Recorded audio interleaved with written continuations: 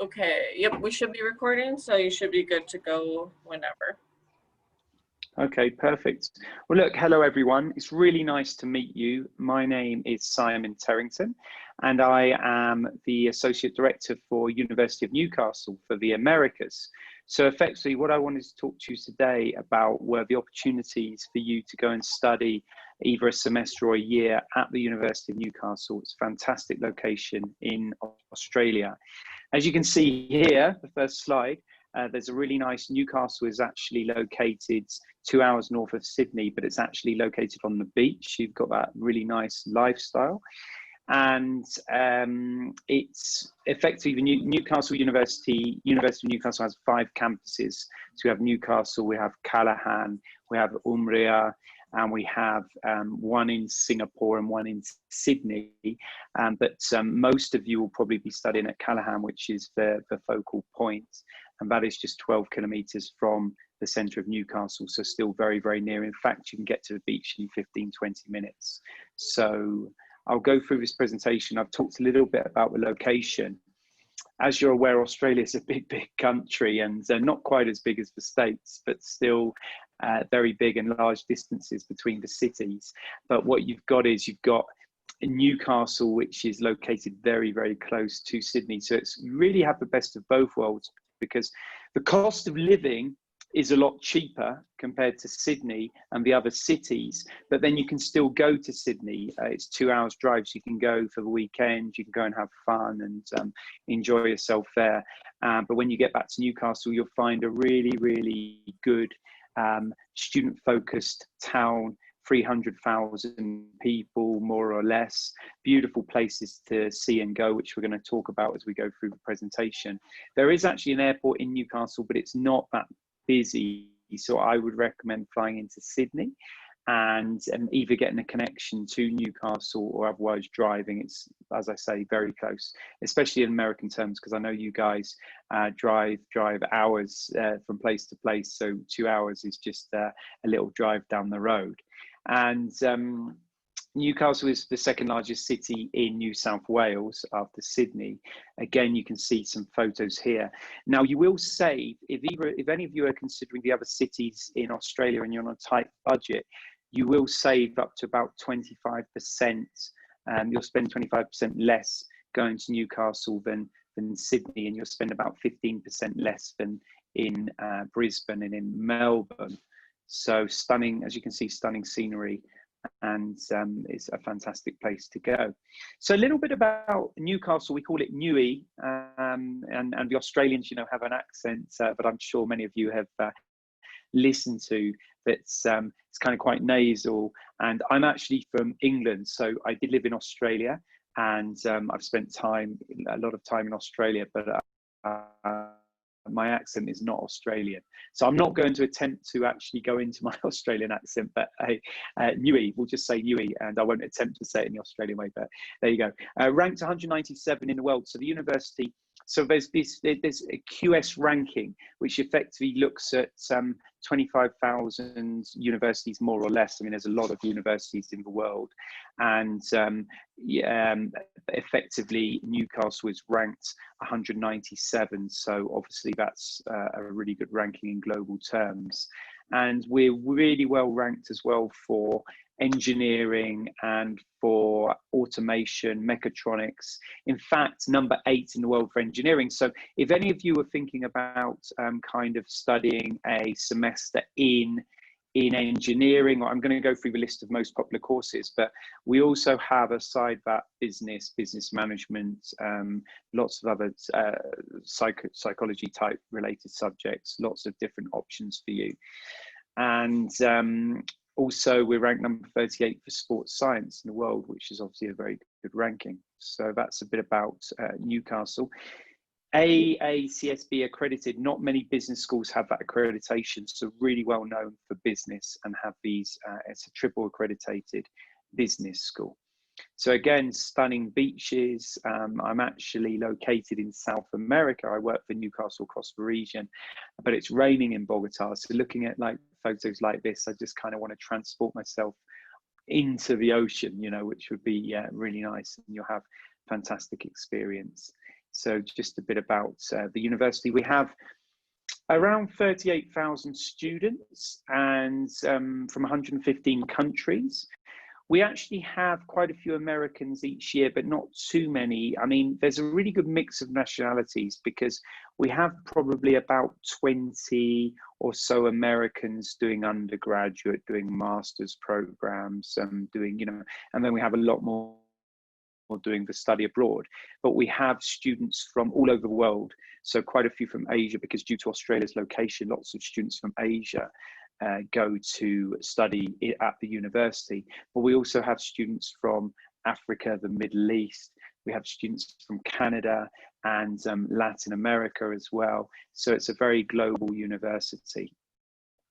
And 143,000 alumni, as you can see here. So just a quick flick through the campuses. The main campus, as I talked about, is called Callahan, and that's 12 to 15 kilometers away from Newcastle. Beautiful campus. You can see here, there's a few photos, and that effectively, I would say 30 to 40% of the courses or more are at Callahan campus, okay? And if you're going to be studying business, then we have some of the programs at Newcastle City campus. And then we also have Central Coast campus, which actually just has kind of health related programs. So you probably won't be going there, although it's a beautiful campus that has, that's effectively just up the coast from Newcastle. So look, guys, what I want to talk about were the courses now. So the course areas, as you can see here, accounting and finance, communication, creative industries, education, law. All of these programs are on offer at Newcastle. So it's a public university, and it effectively has a lot of research. It's a research heavy university, so generates a lot of income from the work that the professors do. And that enables this income to come into the university, enables us to run a broad range of programs. So these are all the programs. So look, this is important because effectively we're just talking through the key characteristics of the study abroad program. I know through speaking to Kathleen that you have different options available at the university, but just to give you an idea of semesters, so we have a February start and July start. So it's different from the Northern Hemisphere, where you normally have a September start within the States.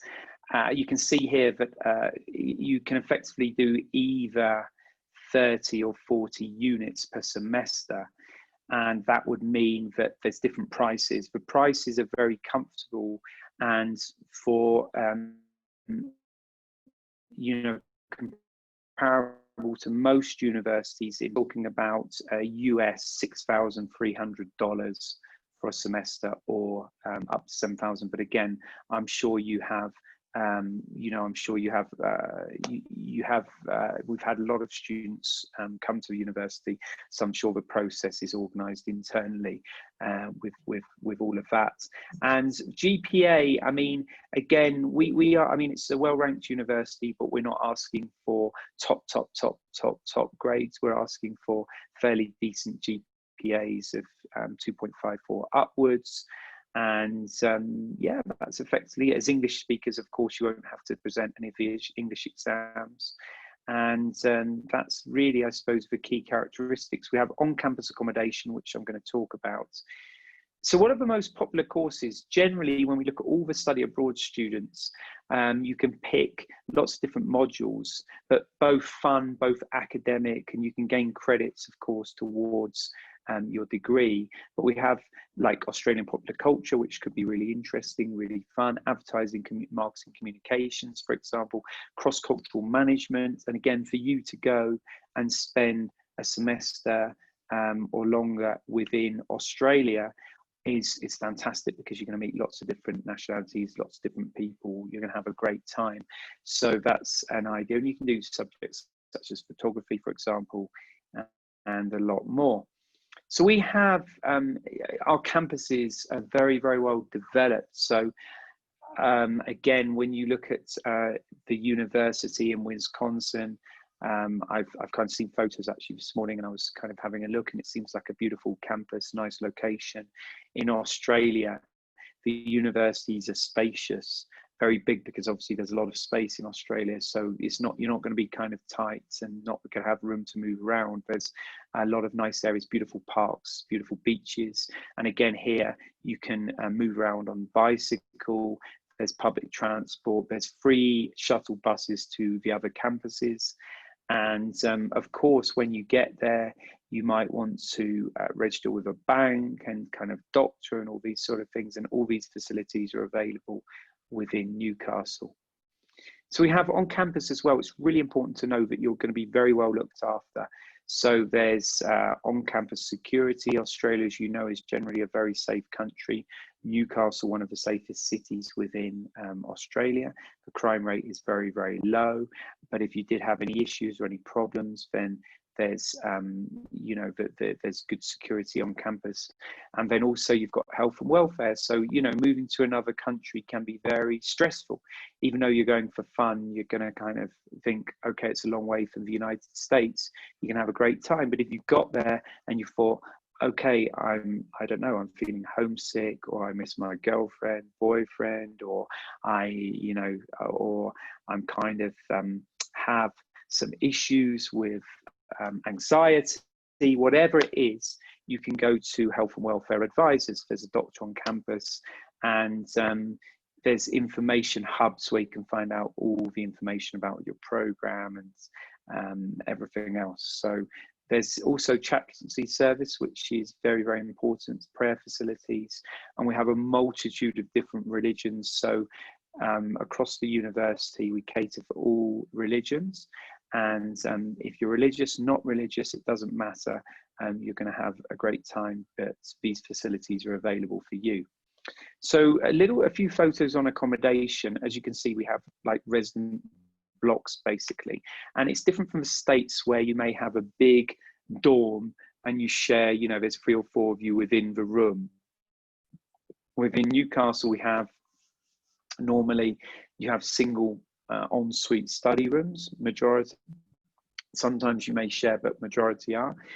And as you can see here, there's a lot of kind of support.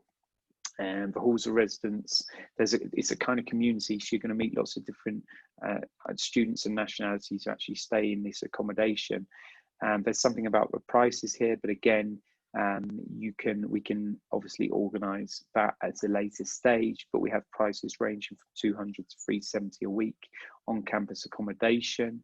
And you'll have to buy meal plans, which are compulsory for some accommodations. So meal plans are included with some accommodation, but some you'd have to apply for separately. And we have some fantastic restaurants on campus. I mean, I've been to quite a few universities in America, and I know restaurants are amazing. And we have similar type restaurants at the campus, okay? So effectively everything's included. You go, it's hassle-free because you don't have to pay bills, you don't have to pay any additional money for Wi-Fi, for cleaning, for any other bills that you might pay. So it's very easy, okay? This is something about the meal plans, which I've said, sometimes that's the only additional kind of, I suppose, finance you may need to purchase meal plans. And these, look, some of these rooms are absolutely amazing, as you can see here. Spacious, big, have like, you know, have the kind of cooking facilities sometimes in your room as well. Very, very good Wi-Fi. So that's good. And you've also got your games rooms, your social kind of side of it.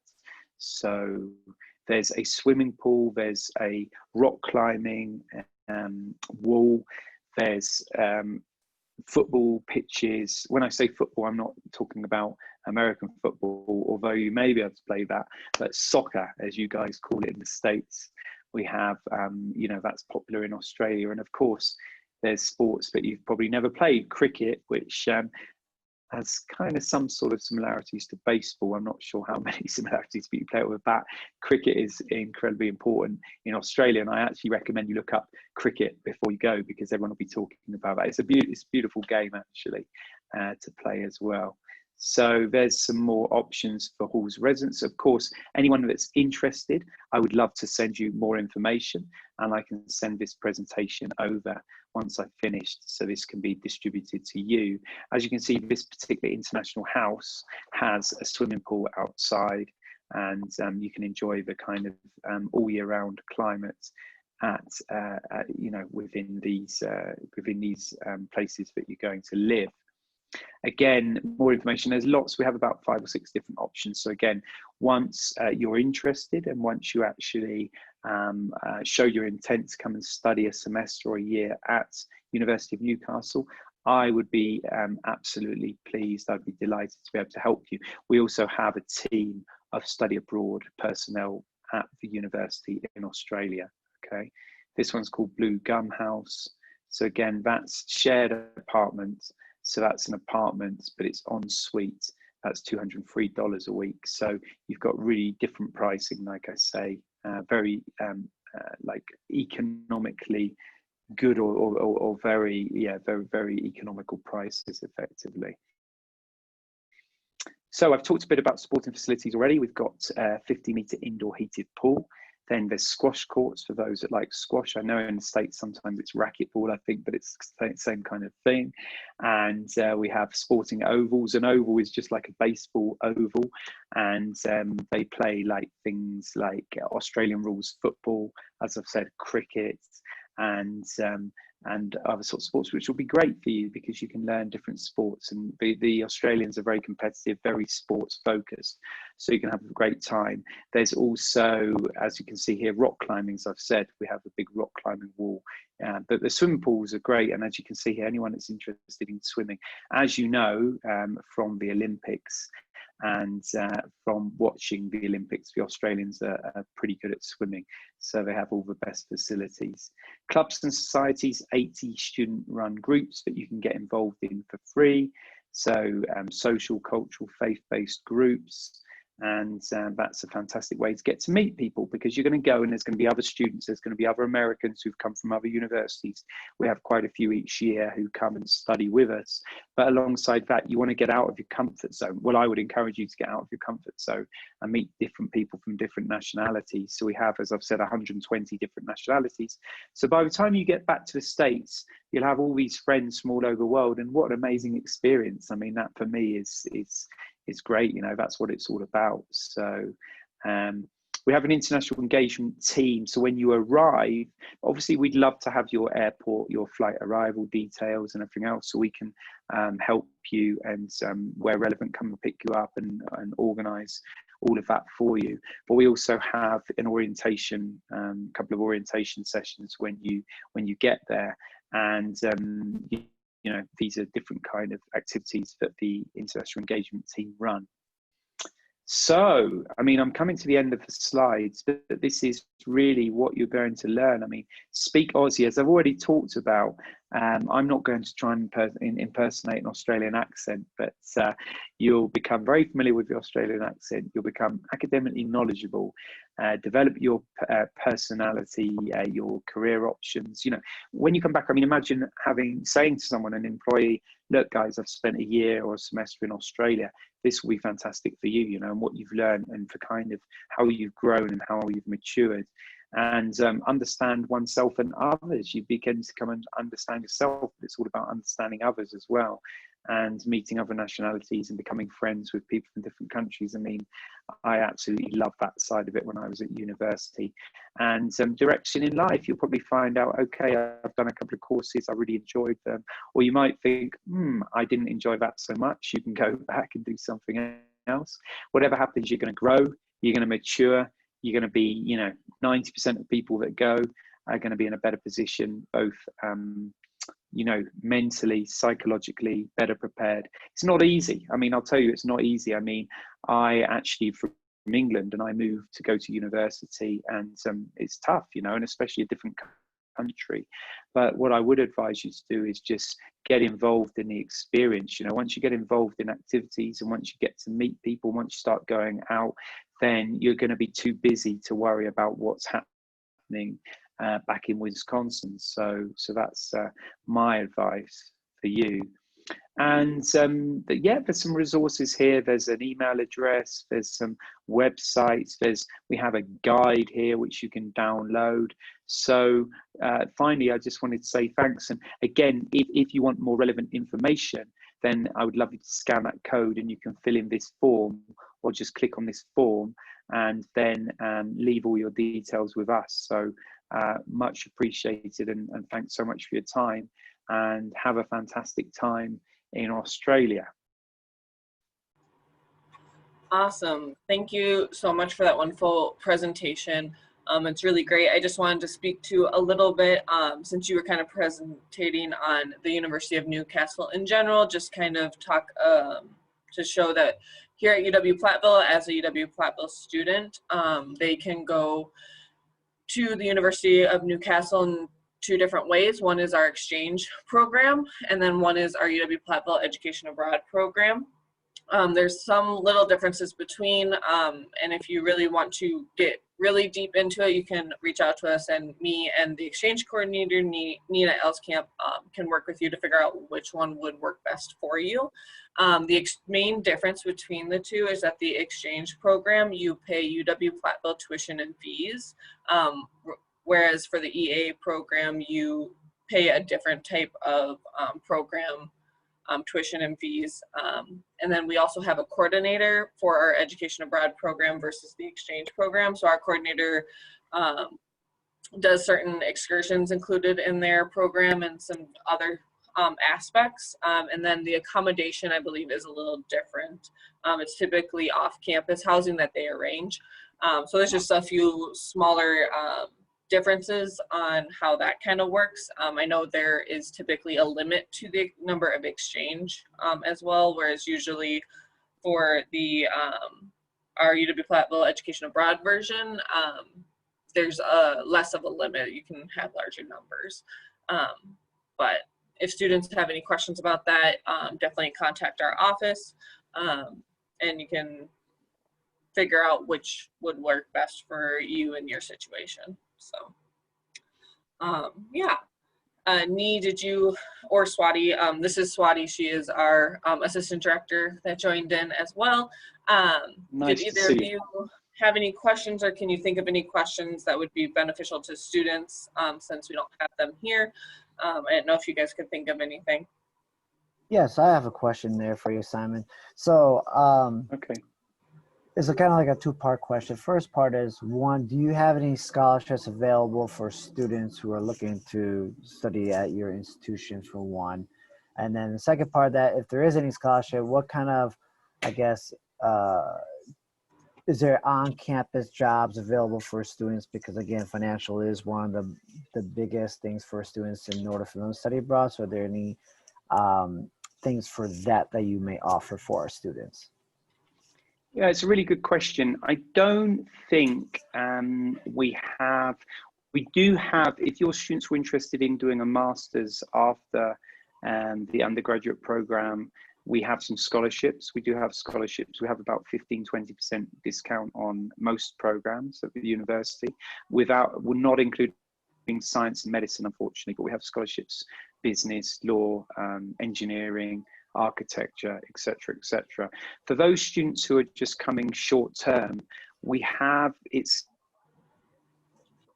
a discounted price anyway. And again, sorry, I don't know what pricing you guys have, particularly with Newcastle, but our sticker price is about $6,000 or so for a semester, US, which is discounted because if you came on a full-time undergraduate course, you would be paying more than that. So I'm not aware of scholarships, but anything that you've kind of agreed with the University of Newcastle, obviously, may come into effect. Now, part-time jobs with a student visa, yes, students can work 20 hours a week.